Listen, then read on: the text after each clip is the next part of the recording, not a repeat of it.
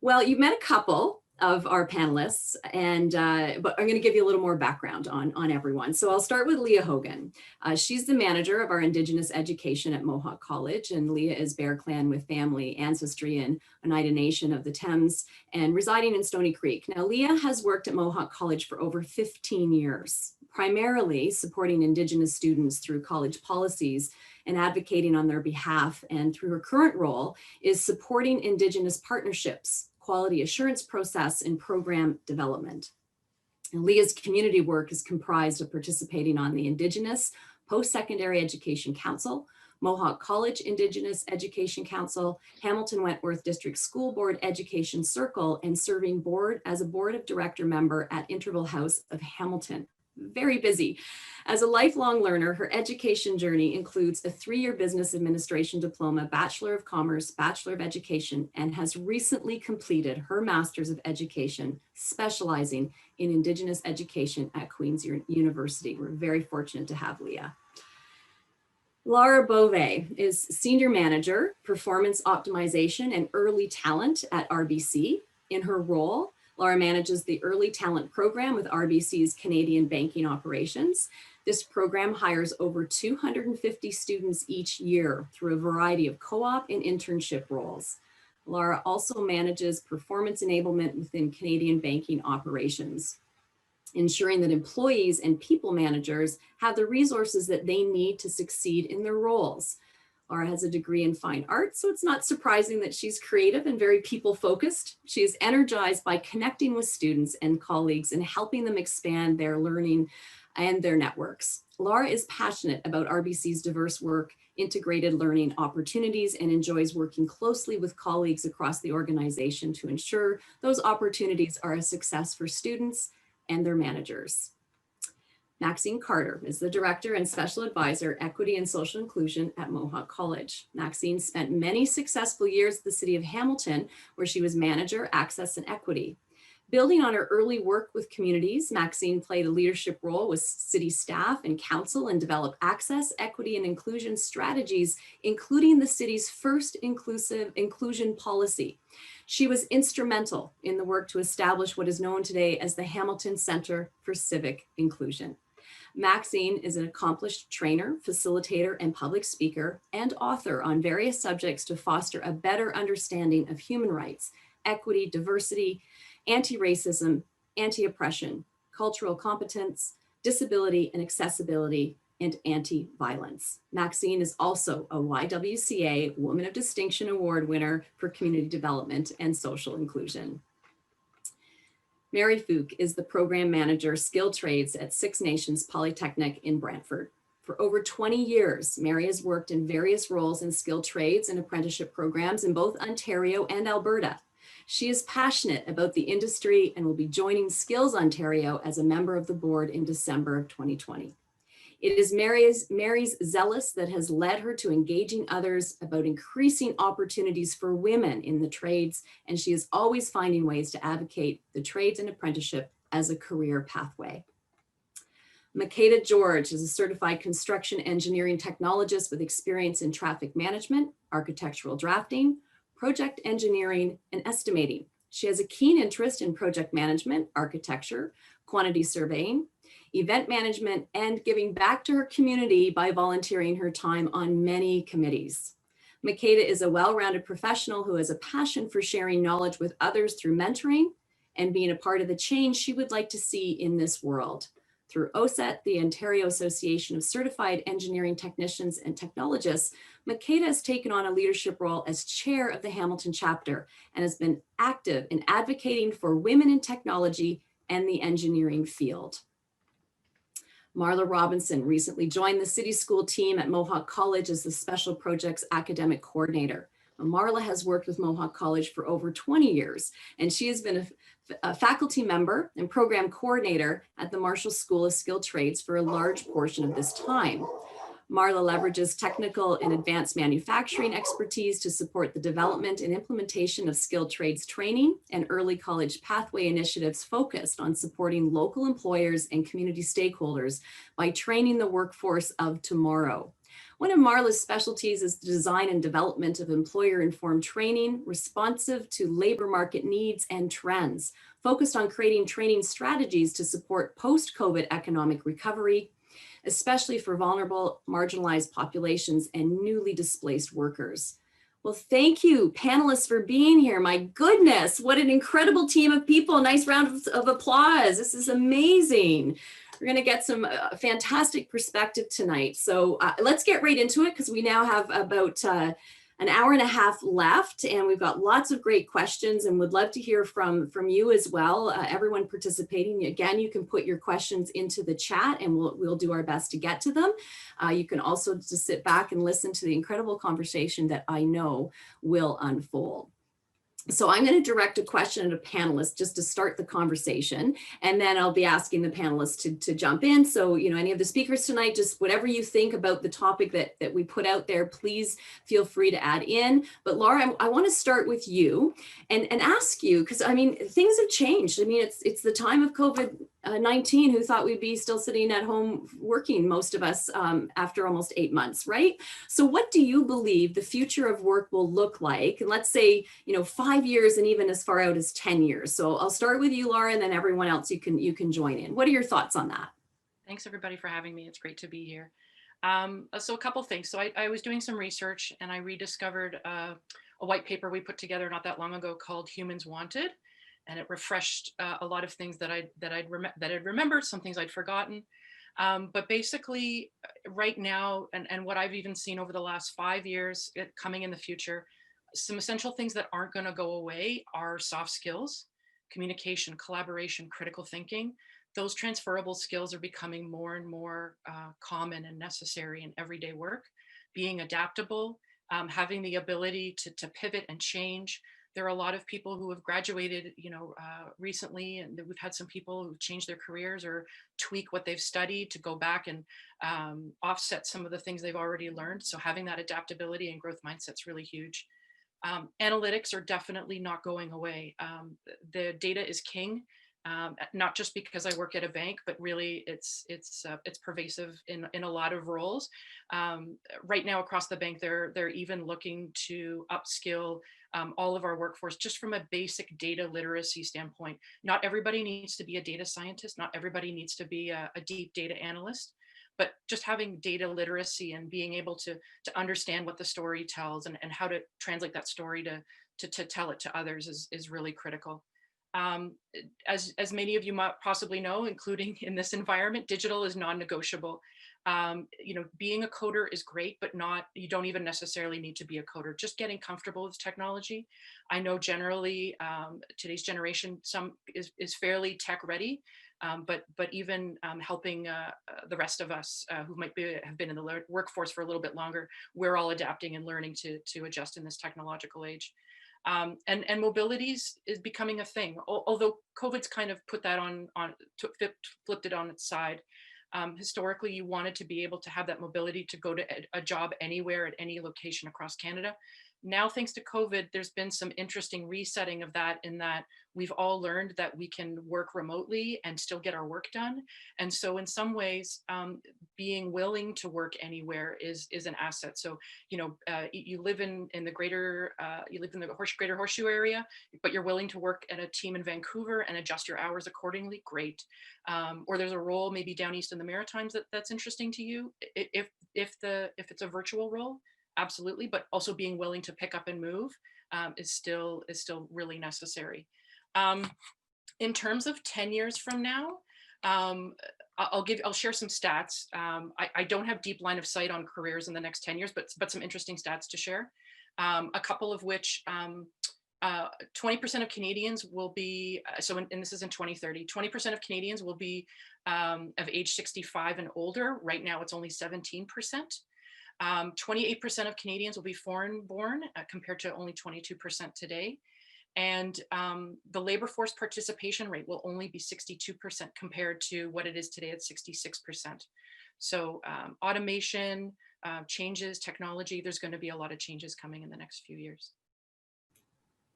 Thanks. Really good perspective there. I love what you're saying. And I love the soft skills and talking about that, because For students right now who've just started into school, they're working, they're at home, they're not doing the collaborative in class stuff, right? So it'll be interesting to see what that's going to mean, 5 years from now, even two years from now, is hopefully we get back into our somewhat regular work environments. Anyone else right now have anything to add to this part of the discussion? Because I think this is a really neat one to just get different perspectives on what you think the workforce will be like in 5 or 10 years from now. Thanks, Lara. I can jump in. Hi, everybody. Thanks for having me too. Just to add on to what Laura was saying, she talked about the upskilling, but even reskilling, but the need for continuous learning as we move through the future of work. Because I think as jobs change, there's going to be that continuous need to learn. It may not be going back to school full time or anything like that, but it's taking a look at even the newest thing with those micro credentials and how that's going to fit into the future of work as well. Anyone else want to add on this topic? Because we got lots to talk about, so we can move on. But I always want to give you the opportunity. Maxine, I see you. Yeah, no, it's good. I know. I was saying, okay, should I add? Anyway, no, just a little bit. I think I wanted to just to add this, that while, yes, there's a lot of companies looking at reskilling, and and a lot of company executives are saying we have like a skills shortage now because of the digital move to digital and technology. The other aspect of that, though, that has cropped up is the fact that there's a lot of social and emotional issues that are coming along with this, in which we're going to have to support folks as they move into a different way of working, where they're isolated, they're on their own. This is not the way humans have been socialized over the last, I don't know, 2 million years. So this is very new for us, and we also have to build into, our, sort of planning, employment planning, and so on. That this area around supporting people's emotional needs, and resilience, and their ability to adapt and change quickly. So I just wanted to add that to the conversation. Yeah, and well, we have you, because the next question, Maxine, actually does focus on how organizations are actually addressing the future work from an equity, diversity, and inclusivity perspective. So I'm going to start with you on this question, and then we'll open up the conversation for others to join in. Okay. Oh, that was the question. Okay. Yes. Yes. So yes. Sorry. How is the future of work from an equity, diversity, and inclusivity perspective, and even from a technology perspective, as far as that goes, which you just touched upon in your last comment. Right. Yes. This is such a big area. It's very vast in the sense that I think that a lot of workplaces, a lot of employers have not had this top of mind. And what's happened is, I think we've been sort of just skimming the top around equity and inclusion over the number of years. But with the impact of the pandemic, it has elevated, populations that are disenfranchised and underrepresented. And so by doing that, it has shown the disparities. And so I think what workplaces, one of the areas that you see, and that I've seen in my area of work, is that you'll notice that many companies now are looking for skills, for employees of skills around understanding inclusion, equity, and diversity, and understanding how to build that into into the this sort of new work environment. We need to be aware of where the gaps and the barriers are, where people, may be falling through the cracks because they don't have, for example, we're dealing with populations who are most impacted where they can't socially distance. They're living in situations where there are a large number of people within that, in living environment, and they can't socially distance. We may have to look at supporting those employees. In the basis of equity is, how do you level the playing field so that everyone has an opportunity to do well? Employers, if they want to be ahead of the curve, think about how your employees need, what they need to be able to deliver what they need to do in terms of their job skills, like being their whole self at work. What do you need? So their needs might be different than other employees. And so you have to consider that and build that in. be aware of the things that might be affecting an employee. When you're talking about, populations that are racialized, indigenous, populations living in poverty, in your workplace, in our case, in the educational environment, just imagine that at least maybe every single one of those individuals knows someone who's had COVID or knows someone who's died of COVID. So that aspect of just being able to support your employees is very important. When you have employees with disabilities, while there are many folks who have disabilities said, actually an advantage, because now I don't have to worry about transportation. I don't have to worry about a washroom, finding a washroom along the way. I don't have to worry about getting into a building because I can do it all online. And that does work for a significant number of people now, being able to do online work that they've been begging for their entire lifetime. And now it's here. But then there are employees where this does not work, who have disabilities, because they need to be able to be in closer contact. They need support, be able to do their job. So there's some, definitely opportunities, but also challenges. So I could talk about this all night. So I'll offer the other panelists an opportunity to jump in too. Thanks, Maxine. Really great perspective there. Others who have something to add to sort of what maybe even your organization, or even just a perspective on this particular topic. And I think of the technology side, because that's been a challenge for so many people adjusting to what COVID-19 means. Yeah, I don't mind adding to this conversation with what we've seen with Indigenous students specifically, and some staff members that do live within community. Some of the issues that are being raised for the lack of IT infrastructure in community. And so that has really challenged our students with having safe, reliable internet access in order to do the online learning. So that has been a challenge. And I will say, though, that the college has really stepped up to the plate and provided the supports that our students would need, whether it's devices or actual IT connectivity. So, whether it's a Rogers Hub or Stick, we've been able to provide with unlimited data, which has been really great and really helpful for our students, and not just within community, but also within urban centers too. Because although maybe our urban Indigenous students might not have the same connectivity issues, again, if we're talking about poverty and access to data plans that usually require credit checks, there might be some challenges there too. So all of these things that had to be considered while we were in midst of the pandemic, not saying we're not in it right now, but when it first came into our reality, was really kind of trying to get ahead of that need and really understanding that we didn't want to wait for the students to come to us with these issues. We really wanted to ensure that we were able to meet them and offer it to them and not wait for them to come to us, which I think is really important when we're thinking about where we are right now with regards to technology, specifically for racialized communities.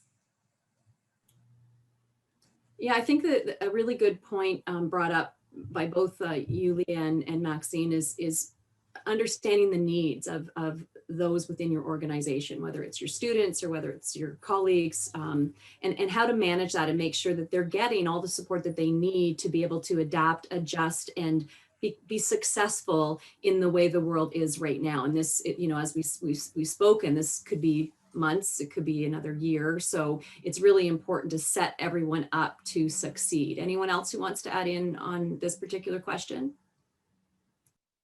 I'll jump in. Why not? With our programs, pivoting over to online learning has definitely been a challenge. And the same, we're experiencing some of the same things that Leah has talked about, that's for sure.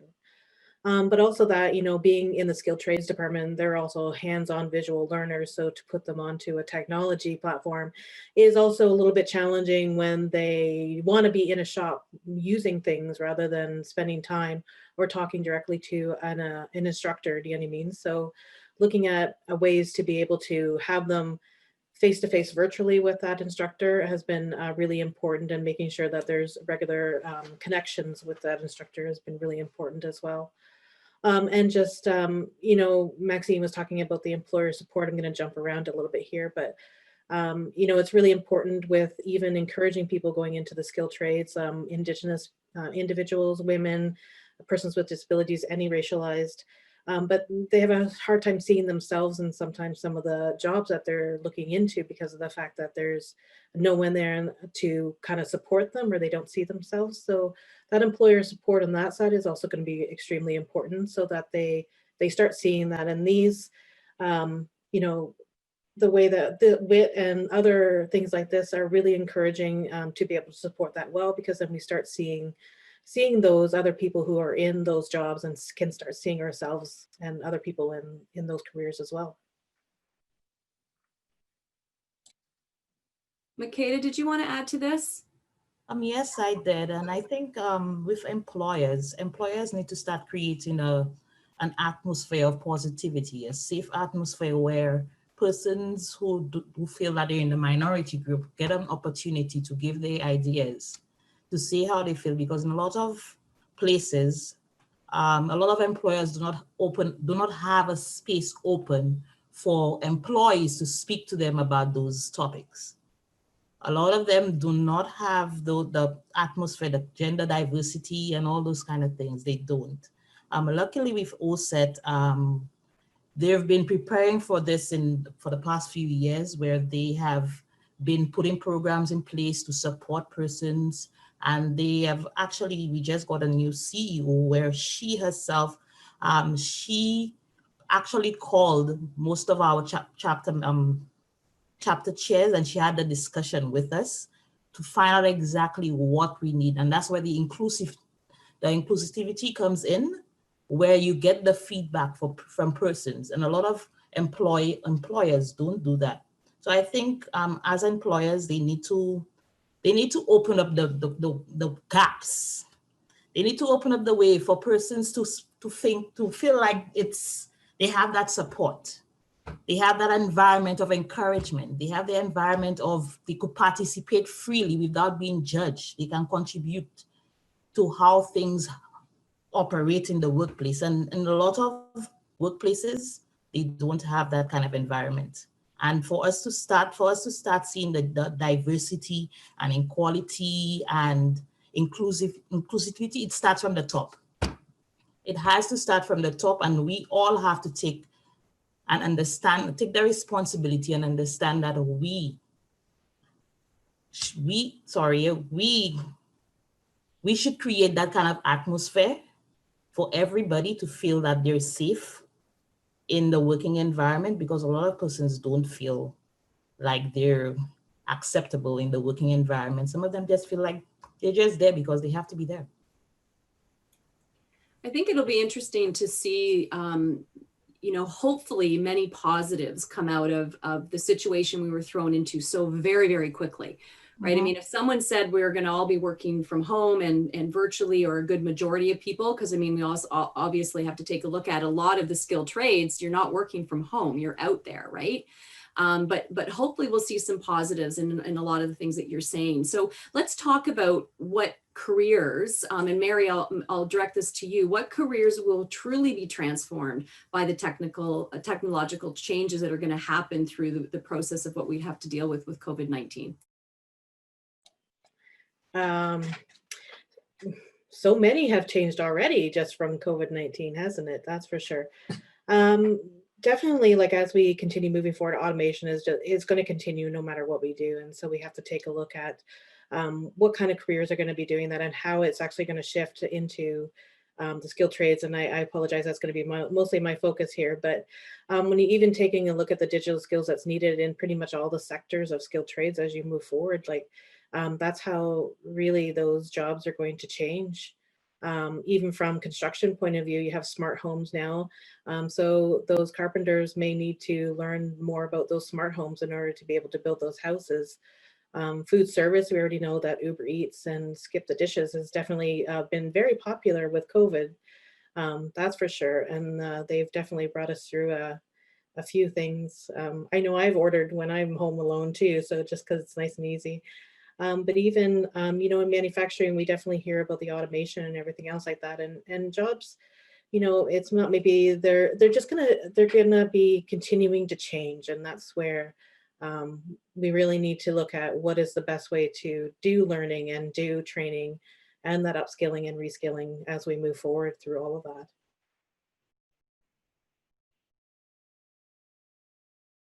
Anyone else who wants to add to the technological changes? Yeah, Lara. I'll jump in. So I'm in operations. So the area of RBC that I'm in is after you go to the branch or after you call us, the area I'm in is we do all the client request fulfillment work. So in some ways we kind of make the bank go. A lot of what you're talking about, automation, upskilling, reskilling, a lot of that's happening in my world. We've had folks who've been processing client requests for a number of years. Some of the steps previously were really basic. We automate the boring stuff and then we upskill those folks so they can do the kickouts and the exceptions and the challenging work and more of the thought-based work. Whereas some of the automated, copy paste or, putting together a data so somebody can make that decision to decide whether we grant a client credit or not. That's something that we're looking to, that's where we want our skills to be. A couple other things, the robots. So we've done interesting, I guess, knowledge sharing, if you will, an anecdote as from one of our visits to Toyota. Those machines where people were previously on the floor assembling cars, they actually haven't hired less people, they've hired more people, but the shift is from the people assembling the cars to the people fixing the robots to assemble the cars and designing their processes around utilization of robots and utilization of automation. So some of that that skills work is still there, but it's just tweaked from where those skills are being applied and what roles those skills are being applied to. So yeah.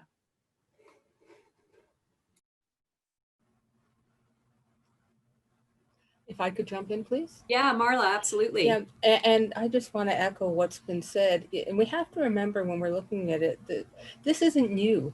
Since the dawn of time, new technology has come on, we have to adapt. Computers used to fill rooms. They'd fill a whole floor in a building to run a company. And now what we carry in our pockets and our phones is just unbelievable technology. But I think more so than ever now, with all this change that is now accelerated in a COVID world, is the importance of the human pieces that make it work. So to Laura's point, jobs aren't disappearing, the jobs are changing. I really love the example when you said, you're taking away, the boring parts and everything, and you're putting more value in. But more so than ever, especially to students and people who are embarking on new careers, is that your personal capital, your enthusiasm, you being a lifelong learner and staying on top of things, because change is the only constant that we have. And it is just going very, very fast right now. But, it has gone, since the Industrial Revolution, we are now in the fourth wave of it in terms of technology and how things work. As the world evolves, we have to evolve. And then to even one of the points earlier, it's this holistic approach that more than anything else, and I'm so glad you mentioned the Humans Wanted RBC report, because to me, humanity and human is the key in all of this. It is about people. Give everybody the support that they need to let them reach their maximum potential, and treat everybody as you wish to be treated and you would want your children, your parents, and everybody else treated. And that will help us fuel these inclusive workplaces.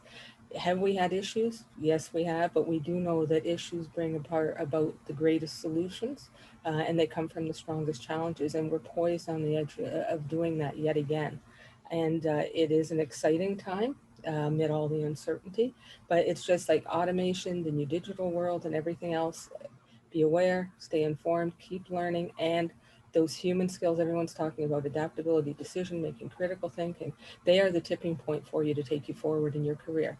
We can teach anyone how to do any technical skill, but to teach the attitude that goes with it is very, very difficult to do. So if there's one message that I want to put on the future of work, is more so than ever, attitude is the driver for success.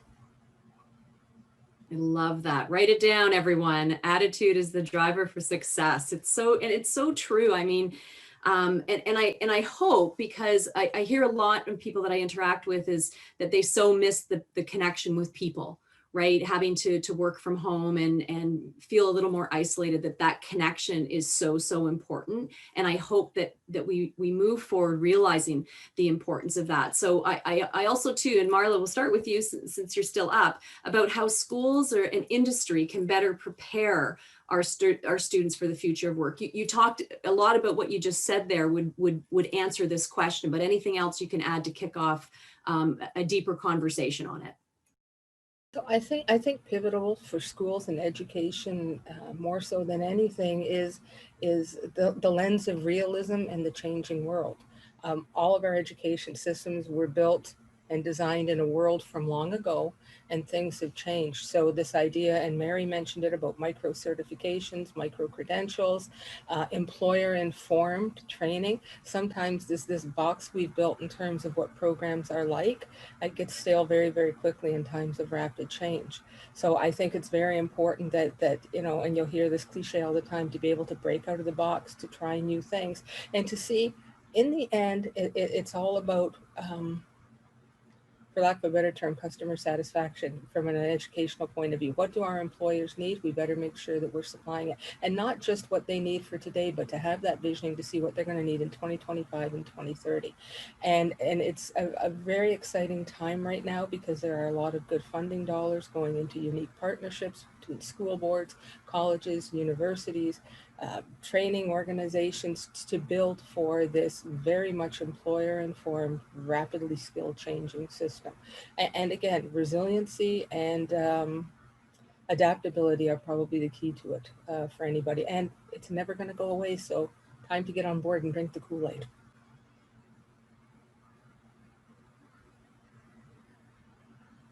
Anyone else who wants to add sort of on that, the how to better prepare students for the future of work, how industry and the education system can support that? I can. Oh, go ahead. Nope, go ahead. Oh, okay. I just thought I would add to say that I know I've been following the reports coming out of Conference Board of Canada. They've been doing sort of weekly reports on this and what's happening, not just in the workplace, but somewhat as well in education. So, and from what I can see in terms of employment right now, as we see the jobs that are coming out, there's a lot more part-time jobs and not full-time jobs. And part of that probably is that companies are worried about taking on full-time employees when they're uncertain about how things will go. And also, I think it's their approach to, sort of the recovery, how they're recovering. So I feel that we have to also, include within curriculum and training the idea that you may have to take on more than one part-time job at the beginning, just to be able to make yourself, well, first of all, to make sure that you can feed your family and feed yourself and take care of things, because we're in such an sort of an uncertain time. But that's okay, because you're building your skill sets, you're building the things that you can do. And I think that as the other panelists had talked about, that there is a lot of change in terms of the new technology and the way that houses are being built in smart housing. So I already live in one of those, and I don't know how to operate some of those things. So imagine some of the technicians who come here don't know yet either, right? So that means there's not enough people have been trained to understand these homes, but this is the way they're going. I also think in healthcare, it'll be the same. Your doctor doesn't see you anymore. The doctor talks to me through my, my virtual Zoom. And I will imagine that this would happen in many of the trade fields. And one other thing that I have been following with the stats, that they've been tracking, is that women, we're talking about women, it concerns me a lot, is that women are not returning to the job market as fast as men are.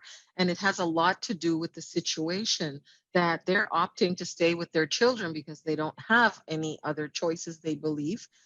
So I think employers, we have to be, and post-secondary, we have to be particularly careful about keeping an eye on that and asking questions, interrogating, why are we not seeing more women enter, and starting to put things in place to support them? Because, the latest studies I've read, this is the situation that a lot of women have had. It's basically, not much of a choice around childcare. And so they are the ones that are coming back into the workforce at a slower and lower rate than their counterparts. So I just wanted to add that to it in terms of what we need to look at in terms of, and I look at it as an equity issue, right? We can't ignore the fact that we're seeing less women enter training in the trades as well. We have to look at aggressive methods of getting them there, sort of bridging the gap, closing the loop so that they feel supported. Yeah. Thanks, Maxine. Mary, did you want to add to this?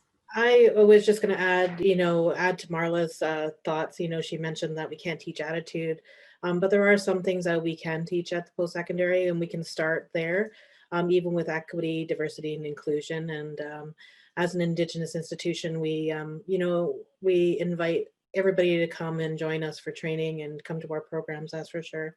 And even in the trades programs that I look at or I look after, involving that cultural awareness right off the get-go, even in the classroom, and encouraging that in the workplace as they move forward to learn more. And so it's just little things that can be done even in the classroom that can help support that when they're going out into the workplace to be work ready. Thanks, Mary. Leah, let's maybe talk about how you and then the group are adapting to work due to COVID, as well as some advice that maybe we can share with the entire group. But if you can just sort of share your perspective, how you've adapted and maybe some even the challenges that you've been faced with. Yeah, me personally, I actually enjoy working from home. So the adaptation, me being able to adapt to this environment hasn't been overly onerous. It is challenging though for my family because they see me home. And so mom's home, but really I'm not, right? So I think for the first couple of weeks, there definitely was some challenges for them understanding that I was there, but not there, especially for like my little one who's 7. She didn't quite understand. At one point, I remember I opened this door and I literally had all 3 of them outside this door waiting for me. So that's been a challenge to be able to kind of put these hats now on and off very quickly, where before when I was at work, of course, things happen, like if you needed to be there for your family, but it's been really challenging to kind of go between the 2 worlds really quickly. That's something I've kind of noticed within my own personal experience.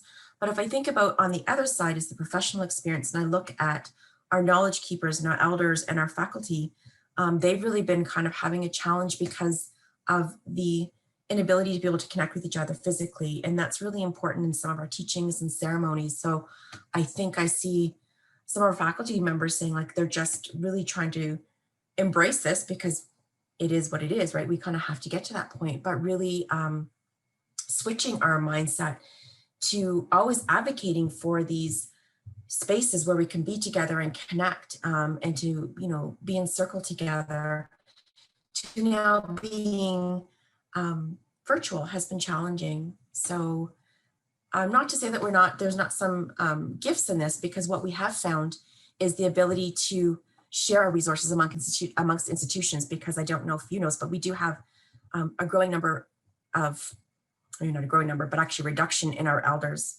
and our ability to have elders in our post-secondary institutions. And so we've partnered up with other institutions to share those resources. So there has been some wins and some opportunities that we've experienced professionally in our community as well.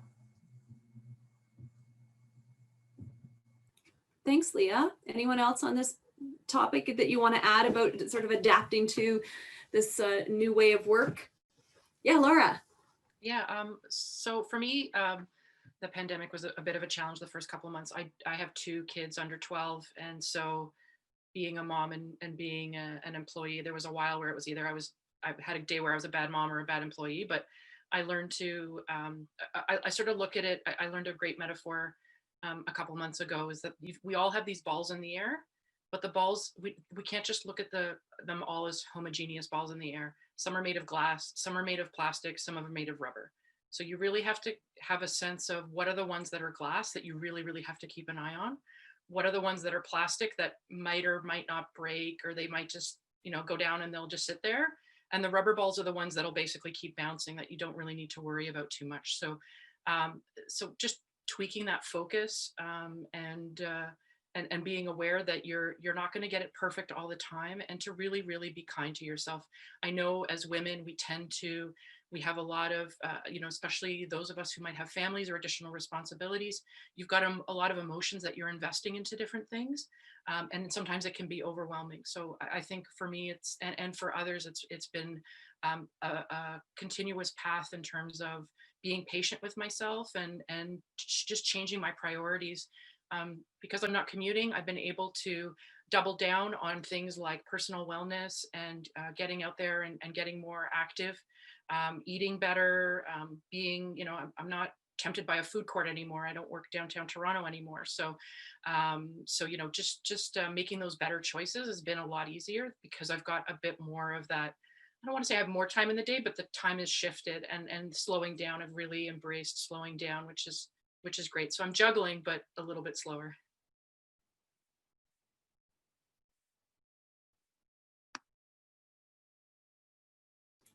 I think for many, it's either that they've gained the COVID-19 or they've lost COVID-19, depending on their eating and physical activity habits, right? We could do one or the other. Anyone else who wants to just talk about adapting to work through COVID-19, or we can move on to the next question, but I just wanted to see if anyone else had some perspective to add there beforehand. Yeah, Makeda. With me, due to COVID, at the beginning of COVID, we shifted from office work to home working. And when we got to the end of March, I was put on temporary leave. And till a day like today, I'm still on temporary leave. So that in itself was a big adjustment for me, because I was accustomed of going to work every day on a busy schedule, trying to balance everything. And then now I'm there, have nothing to do, wondering like, what do I do today? I'm accustomed of getting up early and I know I have to go to work. Then I'm up, I'm like, what should I do today? But luckily with OACETT, we got that kind of, we got support from OACETT where I've been keeping myself busy from then. So OACETT has been providing us with continuous professional development courses all through COVID.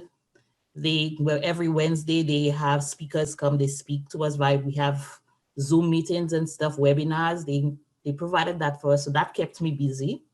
Then we also had, I've been active with OACETT, planning those things, and also been active speaking to other people, giving people some kind of support. Also some students, where now I've taken on the responsibility of tutoring a 13-year-old AutoCAD. So that's something I've been doing just to keep me active. So it's just that it takes a lot of strain on you mentally. But then in this whole situation, the main thing is about thinking positive. A lot of people ask me, why are you always so positive? I'm like, for you to get, as she said earlier on, the attitude to success is a positive attitude. So I've been very positive through this entire thing. And I'm trying to share that energy with a lot of people right now, though I'm in the situation where nobody wants to be in, but I'm trying to be that beacon of hope to others where they feel like, yes, you're in that situation, but you have to take the best out of it instead of thinking of the negative and making it pull you down. So I just want to tell everybody out there who's going through the struggle, think positive, keep yourself busy, take that time, that downtime to improve on yourself, work on those skills that you think that you're weak at. Do that, because I've been doing that. Public speaking is one of the things that I don't like, but I've been trying for this whole COVID thing to do it. So that's one of the good things I took out of it. So just keep a positive attitude to the entire thing. Though you're going through that rough time, stay positive. Oh, really great advice there. And also too, bringing up professional organizations. Like there's a lot of organizations out there that can help people to support them through situations like this. So I'm really glad that you mentioned that, and looking for ways you can volunteer. I know that there's a lot of people whose part-time jobs have ended, that there isn't work for them right now, but there's other ways to sort of contribute and give back to society in a different way that you maybe wouldn't have normally been exposed to. So that was really great. And Makeda, what got you here too? Like, how about we talk about how education will change with the future of work? Because I think you brought up some great ideas there, like workshops, some continuing education. There's so many different things. So what do you see from your perspective as far as education goes with the future of the work world?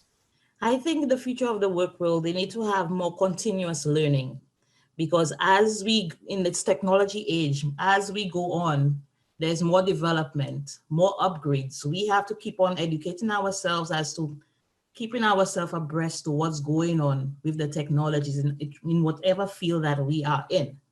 That is one of the challenges that a lot of employees and employers have to go through right now, where persons, they're not so tech savvy. So then now they have to try to force themselves to get into that mode of doing online classes, online meetings. And right now I'm seeing one of the things that I'm seeing with the online streaming and online Zooms and all that. At this point, some people are getting frustrated with it. They want the human touch, the human connection, and they're not getting that. So I think another thing we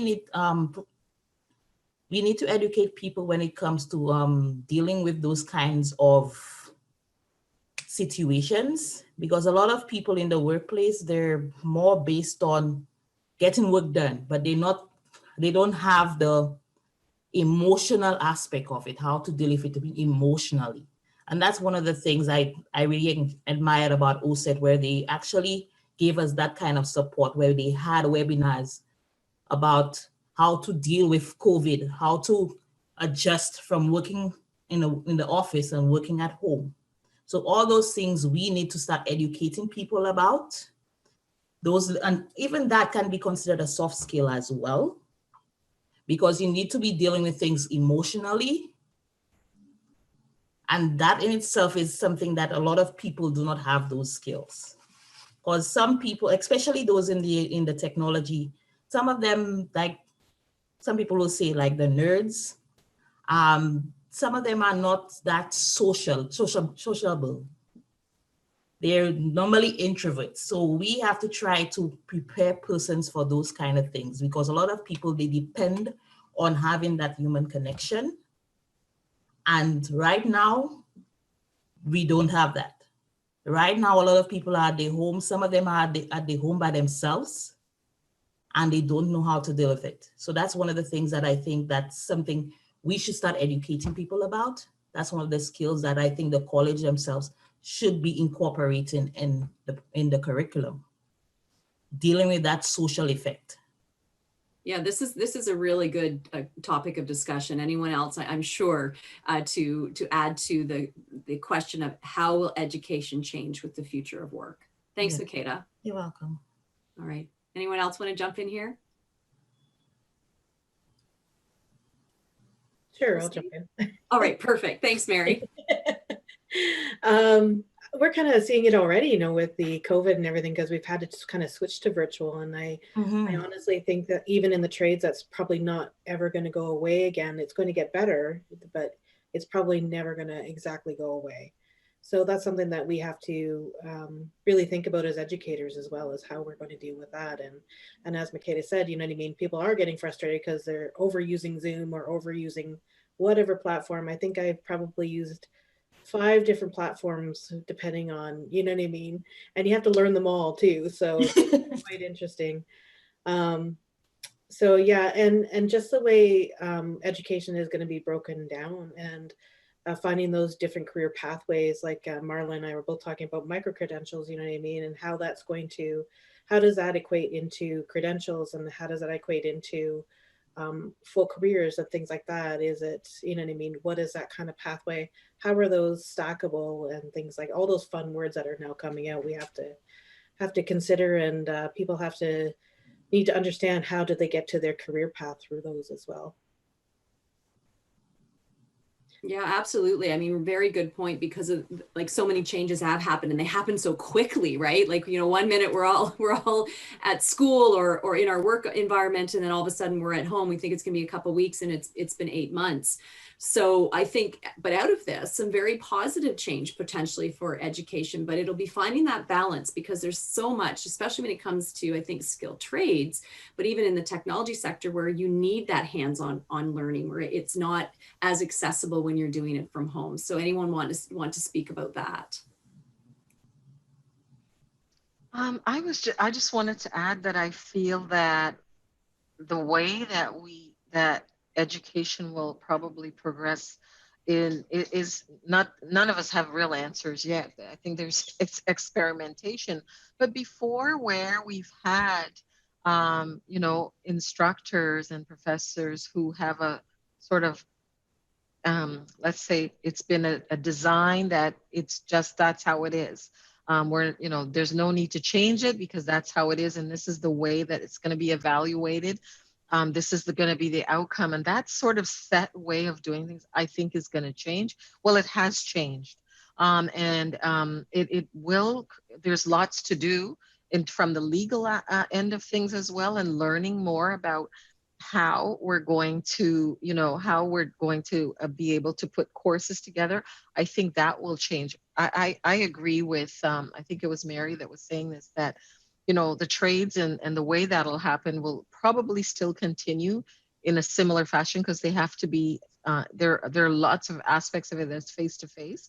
But I just feel the way we put it, we've been through it at Mohawk now, and I've seen how it has created, let's just say we've had to be creative in making sure that the students get the competencies they need out of the courses, and they get the hands-on experience they need to get.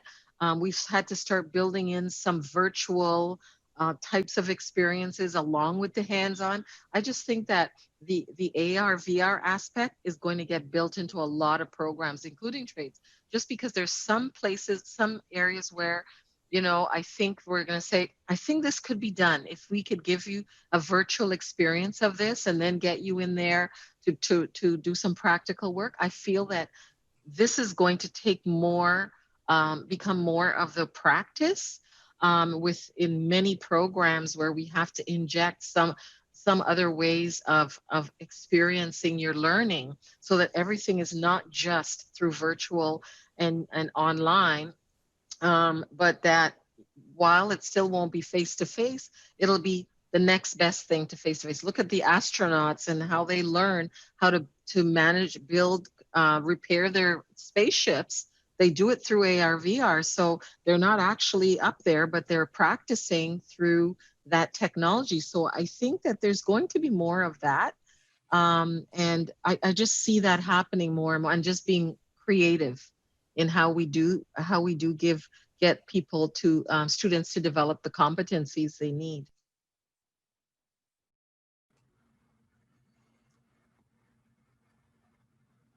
I could jump in for a second.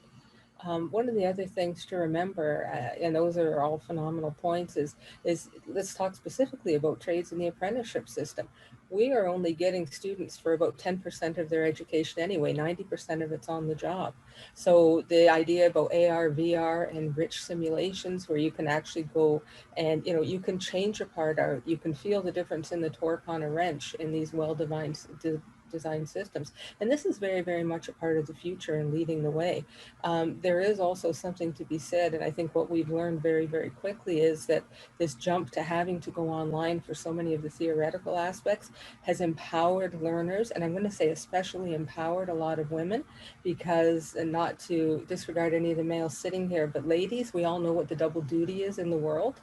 And we live it, where not only have you got responsibility to do your job and work, which is more challenging, as pointed out, when you're home, when you don't have that separation, but then you've got the responsibility for the family and everything else that goes on around it, which is shifting as well. We're getting smarter partners, thanks to the smart people who've raised them, but it's that whole part of it. So one of the things that we noticed in some of our access programming is, all of a sudden, instead of being in that traditional paradigm of, you know, school will be, you know, daylight hours, we've created programs where we're recording them and people can learn when and where they want. So we've always had that as a premise with online learning, but we've never had to take it to this degree where it has to be a turnkey. So as a result, we're getting, you know, 30, 40, 50 people who are signing up for some of these programs that we're running, which, by the way, for a system really aren't at any additional cost to us, because once we do it for one, we do it for 50.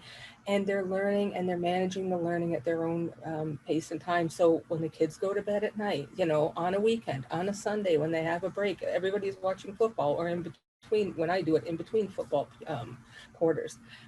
But that's part of it as well. It's just changing the face of how and when we learn, and that's going to be very important going forward. Our apprenticeship system, if you think about it, has been years ahead of the curve. Let's learn by doing it on the job, where we're being paid, where we're being supported, and we're supporting our families getting that paycheck. So it's going to be interesting to see how we can help shape that evolution of apprenticeship. And then maybe that's a model that has to carry over into some other areas. So instead of schooling being this block of, 1, 2, 4, 6, or whatever years, there's more time spent on application that's put out in the workforce, that's productive, that's giving value to employers, and also giving that good hands-on learning opportunity. So very exciting times, I think, coming up for education across the board. Terrific perspective. Love it. Marla. Mary, did you want to add to that? I just wanted to add to the hands-on and the work integrated learning, because I think that's really important to note, because although we're moving to a lot of virtual, that work integrated learning is actually going to be very important, and it's going to be important for more and more careers. And so as Marla said, apprenticeship is a great model, and it's been around since forever. And it hasn't just been with 144 trades, which is what Ontario has right now, you know what I mean? So, there's so much more that can be done with work integrated learning, and in a creative fashion too. It doesn't have to mean co-ops for 8 months or anything like that. It could be, smaller chunks, going out and visiting employers or vice versa, or just, learning on a piece of equipment that is at an employer's place of work instead of at the shop at a school, right? So like Marla said, employers the educators are going to have to get just as creative as the employers are. So Yeah, but having that flexibility, I think, opens the doors to so many opportunities for people, and especially as you mentioned, to women. So maybe this will be the turning point, where we see more and more women come into the field of trade and skilled trades and technology. So I want to flip it back over to you, Lara, and it sort of ties in with this conversation and what you spoke of earlier when we were talking about, or when you were speaking about the essential skills and knowledge for professionals in the future. You were talking about those soft skills and things like that. So I want to open that conversation up again, because I've heard many people talk about, what about those soft skills? How are people going to learn these now? Like we're all stuck at home. So let's revisit that, and we'll start with you.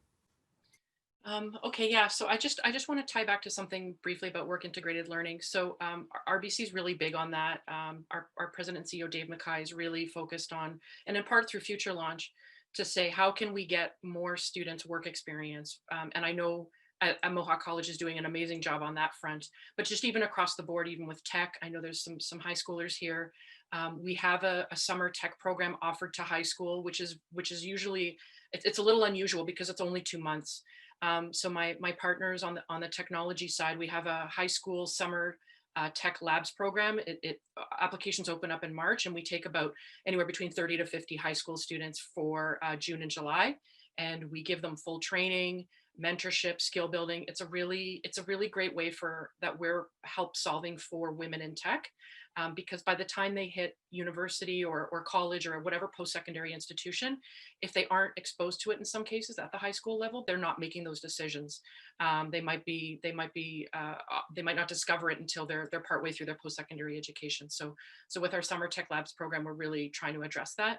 And just in terms of work integrated learning experience, in our co-ops, our internships, whatever the program may be, we're really focused on providing those soft skills, right? And in some cases, our roles are mostly soft skills based. We want to look at the communication and the collaboration. I can't stress enough how beneficial it is to not just get work experience, but also to help augment it with volunteering experience. You're going to learn a ton of project management skills, time management skills, communication, even if you're running a side hustle, or you're helping a friend with their side hustle or their startup or their business. Not just focusing on school and co-ops and those things, but if you're able to, if your calendar and your mental ability gives you the bandwidth to do extra, I recommend it. It gives, a lot of employers are looking for those well-rounded, community-minded people. And so those skills are really valuable, and you're gonna in any environment, in any volunteer work, collaborative environment, you're going to learn those soft skills. And the more you get exposed to those different environments and different opportunities, the more you're going to be able to flex those muscles and get that going. Just one other thing I wanted to add. Yeah, we're really focused on flexibility. Emotional intelligence is going to get you a long way. Like I'm one of those classic people who's an accidental banker. And my ability to be curious, my ability to ask questions, my wanting to understand, you know, what comes before me and what comes after me, especially when I was early in my career and processing client requests, having that curiosity and wanting to understand the big picture is a really great skill. Being able to look a little bit more than your current view and wanting to understand the bigger picture is also great. But just being adaptable and willing to try new things, it's so important, especially if you're in high school, early in your career, even partway through your career. You're going to learn from failure. You're going to learn from making mistakes versus getting it right all the time. So expose yourselves to being that vulnerable, being authentic, and trying new things. Great, thanks, Lara. Anyone else on this? This is such a great topic, and I love you bringing up failures, because you learn so much when you fail at something. Like it's a big fear. I don't want to, you know, but you come out of it on the other side a better person. So I'm really glad you mentioned that. So anyone else that wants to add to sort of that, the essential skills and knowledge for professionals in the future of work? We got a lot more questions, so it's okay if no one has anything else to add here. Oh, all right. We shall move on as my dogs bark. I was waiting for that. You know, I was doing so well tonight. I thought, oh, good. They're being good, and then not so much now. So hopefully they'll quiet down. That is one great thing about working virtually, right? You can't always control your environment. Okay, so let's talk now. Leah, I think I'll put this one out your way, about how do we ensure that workplaces are equitable, diverse, and inclusive in the future? What are some of the things that we can start to do, that we can be thinking about, you know, to make those changes happen? Mm-hmm. Well, I'm going to specifically speak, of course, from an Indigenous perspective, and something that, you know, we often do bring up is how we prepare for Indigenous employees coming to your organization or possibly hiring them. And one thing that I always say is that, you know, we are the highest growing population, so it's going to happen. And how do we prepare for that? One of the things, kind of thinking about having more equitable, is really thinking about how you support not just Indigenous employees, but probably employees overall, with regards to their needs for ceremony or family commitments, and being flexible. And I think that's one thing that I keep hearing echoed throughout this evening, is the need for that flexibility, and that this has actually brought that ability to be able to do so, so that, you know, we could stop and start and pick up the children or connect in that way. So I think the flexibility is going to be really important, and to really kind of challenge your traditional mindset on what the workplace looks like, because we all know now it is possible to work from home and be productive and to make connections. And so I think that would be something I would think about, is just really being adaptable to, you know, to your workforce, would be my thought. Thank you. Anyone else on this? This is a good topic. So if you want to, Lara, did you have anything to add? Yeah, I just want to say that there's been a lot of conversation this year, particularly. I know RBC's been really big. We didn't, you know, diversity was one of our core values, and in the last few years, D and I was part of it. Like we couldn't have diversity without the inclusion. So the conversation, we've been having those conversations, but even more so this year. And I think you know, it literally is from the top down. We've been mandated to look more actively at our leadership, not just executive leadership, but middle management, and creating those opportunities for BIPOC individuals across the board. And just starting the conversation, making it top of mind of everybody, sort of, including me as a manager of early talent, and ensuring that as a program, we're more actively going to different associations and different avenues to actively look for that diverse talent. You know, we've been mandated to hire 40% BIPOC individuals. I'm grateful to say that we hit that number in my area of RBC. We hit that this summer, but it wasn't deliberate. It was accidental. So what we're trying to do is make it more deliberate and have those conversations and engage folks with different perspectives in terms of how we can connect to those communities and bring them in. So part of it is just having that conversation and having those open dialogues. That's one way to get things started is to have these types of events and start asking these questions and bringing things to the forefront. Thank you. If I can just add to that, Lara, I will say that at Mohawk, they've actually done a really great job at coming to us and asking us, how do we reach, you know, your community and how do we do it in a good way? And they've been really great at kind of reaching out to us to ensure that we are reaching those populations that typically might not see, for example, even the vice president position, making sure that it is accessible and known to community members so that they would have the opportunity to apply to be part of our team, not just at the frontline level, but definitely the executive level. So I just wanted to add to that, but thank you for bringing that up. Maxine? Yeah, I can add to what Leah has mentioned here as well. I think maybe as Lara, in that it's one thing to open the front door and to say that, you know, which one of our very big equity commitments is to look at that talent pipeline for diverse individuals, for, you know, racialized Black, Indigenous folks especially. And, you know, we sort of have target groups, if I could call it that, or some priority groups that look at women as well, and people with disabilities and folks who identify as queer. And to ensure that we are closing the gap, but also that when people come in the front door, that the environment is supportive, it's equitable, it's inclusive. Because you can open your front door, but your back door is very busy too, because people leave when they're in an environment which is hostile or not friendly, not supportive. So, you know, you have to be very careful and keep your eye on that and interrogate and look at the systems that cause people to feel unsafe and not welcome in an environment. And you really want to spend time understanding how to make someone feel, you know, like they belong, like this is the place I should be. I feel respected. I feel included. My voice is heard. I see my work represented. I'm at the decision-making table. I feel like I'm important because I am being, you know, respected and for my my credentials, my knowledge, my perspective. Those are really important factors as part of the system that you put in place to make sure it's equitable. I think you always have to pay attention to that, what's happening. And one of the other things I do advise organizations to do, if you have a deficit in the number of individuals of a particular group that is not in your organization, not represented, by hiring only one person that you think is going to fill that void, you're also creating a hostile environment for them because they have no support. And I encourage them to do group hiring.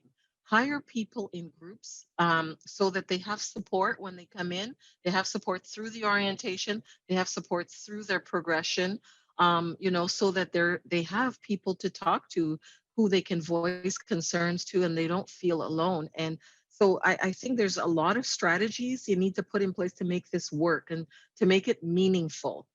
So I just wanted to add that. If I can just add one more thing, Maxine, thank you for bringing that up too. I mean, it's just sparked so much great conversation.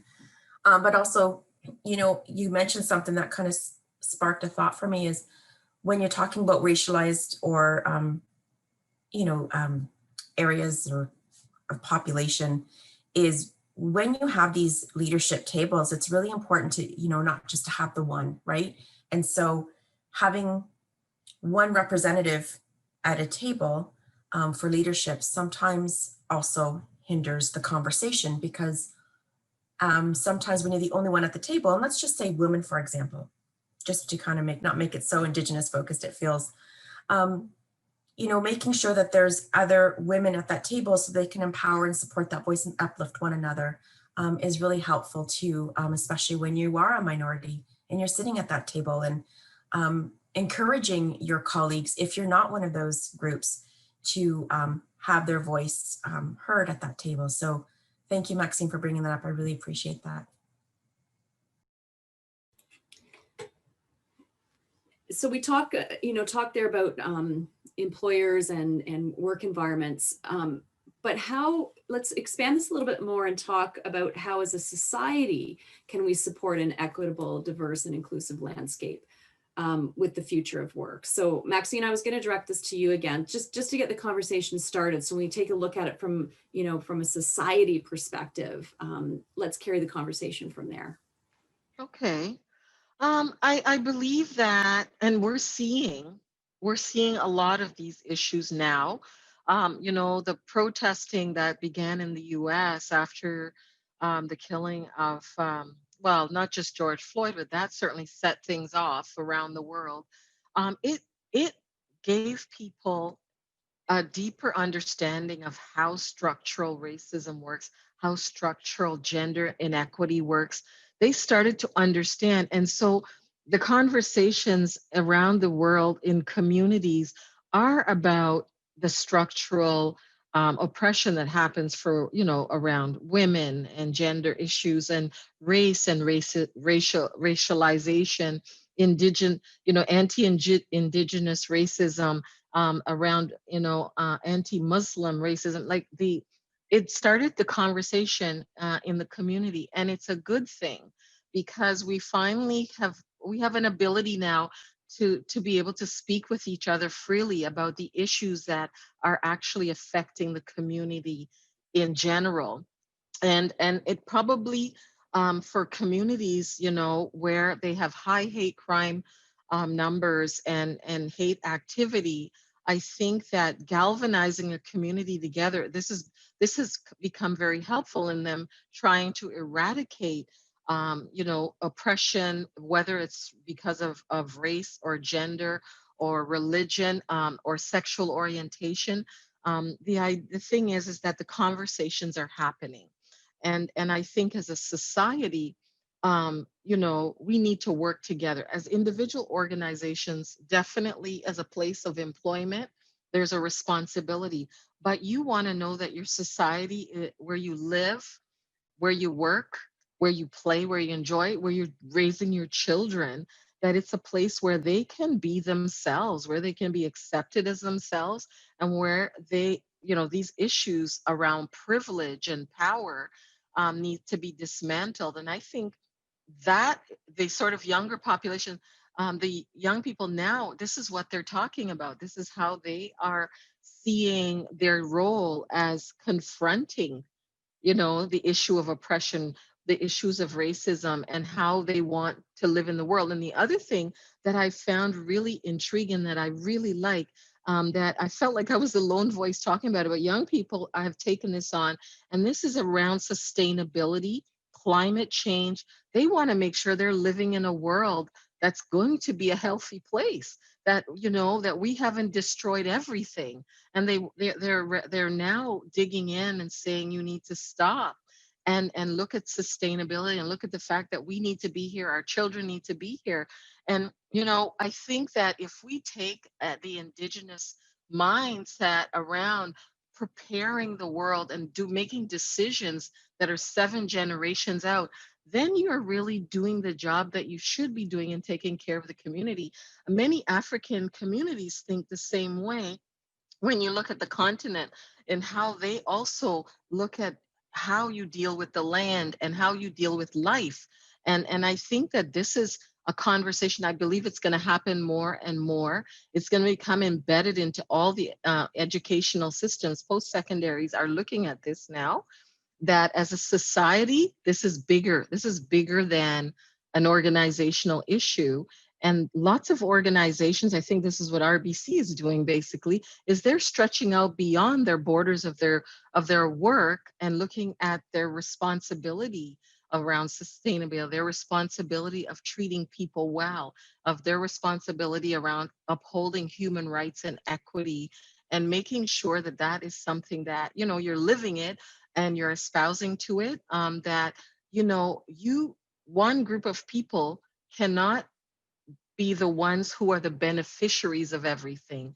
That does not make a good, healthy community. We have to look at how does everyone benefit in a community, and start to dismantle those barriers, those structural barriers. And in Canada, let's be honest, they are built into our system because of laws. The laws put them in place. Whereas in many other countries of the US, it's not the law. People did that to each other. But here we actually made it legal to discriminate. And I think this is why we need, as a society, to educate. Education is so important. A lot of people are ignorant to this if information, and I think educational institutions need to have core courses that you're going to while you might have your, you know, you graduate in whatever area it is. The core, one of the core programs or courses you need to take is learning the history of your community, historical issues around Indigenous issues, the issue around slavery, and how the country was built through, you know, whether it's enslavement or it's built on, you know, what do you call it, colonization. We need to educate people because it's not about blaming, it's about reality. This is what happened, and this is how we got here. And then now here's what we're going to do about it, because this, we want to build a society where everyone thrives and everyone does well. So I feel that it is, I think we'll see more and more of this as a community and a societal responsibility, in terms of building, you know, a better place for people, who, you know, to raise families and to see that there is a future, and that it's no longer about individualization. It is about a community. That's what I believe. So I'm going to leave the floor for someone else to speak, though, because I could talk all night on this. Oh, thanks, Maxine.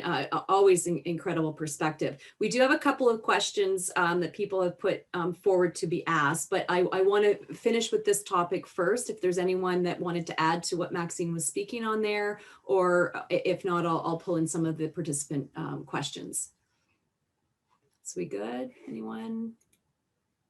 Oh, we look good. All right. Okay, so here's a question. Got to pull it back up here. Hold on a minute. This is from Rebecca. Any advice specifically for students or mid-career people that you can give?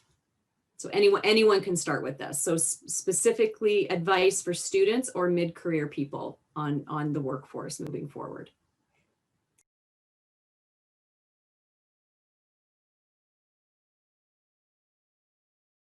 I'll jump in. Mary. Yeah, I'll jump in. Why not? You know, we talked a lot about it, but, you know, keep learning. Like, there's always more to learn. You know, as you move along in your career, you may find that you're going to maybe move sideways sometimes or move up, or it just depends on what's going on, but just keep learning. And it doesn't have to be formal learning, just, you know, or going back to school. It can be, you know, just by reading something, or expanding your knowledge with your employer, but just keep learning. I'll jump in on Yeah, that. just jump in, guys. Yep, perfect. Yeah, to add what Mary said, I would say be open. Maybe less so in the trades, but I run into a lot of students who are like, well, does this align to my career? And for those, especially who are just new or recent grads or about to graduate, do you really know what your career is going to be? Like, just because you studied something, and again, I know this is probably less so in the trades, but generally speaking, just because you studied something, is that the thing you're going to do forever? Nope. No. So I think you need to be really, and again, it's about learning fast, failing fast and learning from those failures, or don't think of it as a failure, just think of it as a mistake, right? Like, you tried something, it didn't work. What did you learn? Okay, so how can you apply that learning to something else? And just being open to that journey. You're not going to always get it right the first time. And something else, I think a lot of people, they put a lot of self-imposed stress and worry and concern. You can only make decisions based on the information that you have right now. You're gonna do your best to make decisions for yourself, for your family, for your relationships, whatever. But be kind to yourself. You can only make that decision based on what you know now. It might be an awesome decision. It might be something that you kind of like, oh, maybe this wasn't the best choice, but that's okay. Again, you're learning as you grow. It's as long as you're continuously learning, you're continuously trying, you're willing to put yourself out there, you're always gonna learn how to do things better. Makeda's a perfect example. I saw Leah's statement. I think she's doing great at public speaking today too. So keep it up, Makeda. But yeah, so I would say try to be open that that might be organic. It's not gonna necessarily be a straight line, and just to be kind to yourself and be willing to go along with that journey. You never know where it's gonna take you. If I can jump right in, it does apply to the trades too. Just because you start out on the tools doesn't mean you're going to end up there by the end of your career. So, just a thought.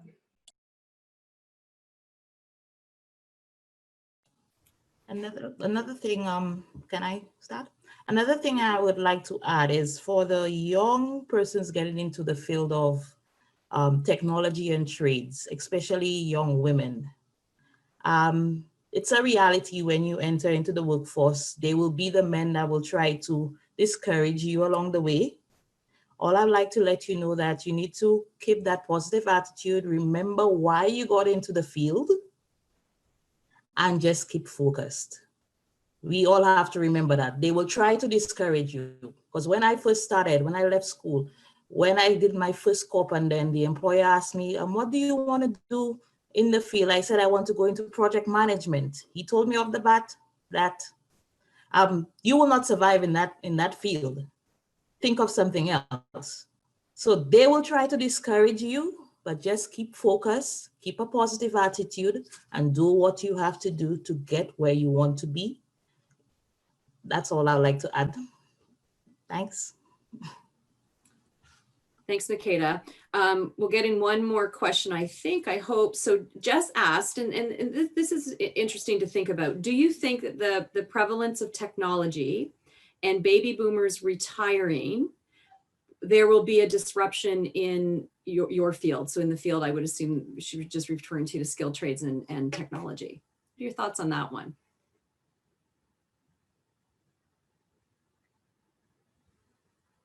Lara, can we start with you? I was thinking. So I think, yeah, we're seeing a huge shift with the baby boomers who are going off and retiring, right? There's roles that are coming up. There's going to be less young people in 10 years, right? It's those in the workforce. There's going to be possibly a shortage depending on what the roles are. So I think as baby boomers and those lovely folks who get Freedom 55 sooner than later get to retire early, it's going to be opening up more positions. I think as employers and maybe to some extent schools, we need to be really careful about that talent pipeline, that we're not losing that knowledge, right? When these well-tenured folks are retiring, they're taking a lot of knowledge with them. So we need to make sure that that knowledge is being transferred to maybe folks in their 40s and folks in their 30s, and it's going down through the decades of ages and experience. So I think it's something we need to continue to be deliberate about. I think to some extent we're definitely doing that at RBC, but in some ways too, we try to also make things that the absence of one person doesn't make the rest of whatever fall down, right? That knowledge isn't uniquely owned and housed in that one brain, that we can maybe distribute some of that knowledge. And then because you never know, when you're not going to be able to show up to work tomorrow for whatever reason, right? It be a family issue or a personal issue or a medical issue. We never know if we're going to wake up tomorrow and be able to be our present and available selves. So I think we also just have to think about that talent pipeline and how we're sharing that knowledge and how we're continuing on in terms of developing and growing that knowledge base.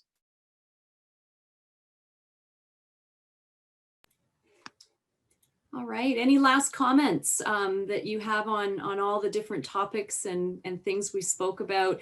I mean, you know, there was a question, but I think, you know, you did touch upon it, and that's the balance that so many women have had to take on, in the sense of balancing work and the home environment, with kids being at home learning and just being around. And mom's home, so I've got to ask her a bunch of things.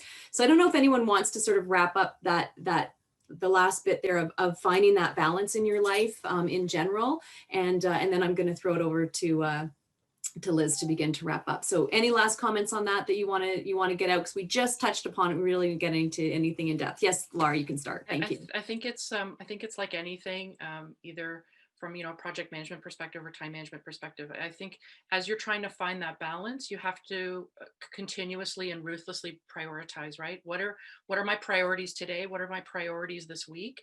And make sure you're planning those things, because I find personally, if it doesn't end up on the calendar, it doesn't happen.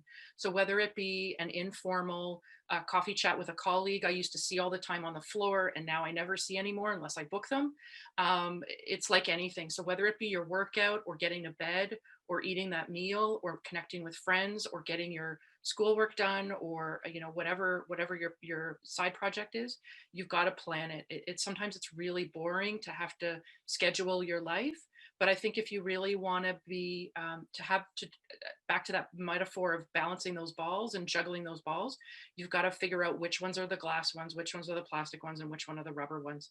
And again, be kind to yourself. You're not going to get it right every time, but at least putting forth that effort, and knowing that you've done your best to figure out things. And sometimes it's best to just strip it back. Sometimes you realize you've just got too much going on. I think sometimes as women, we also find it hard to say no.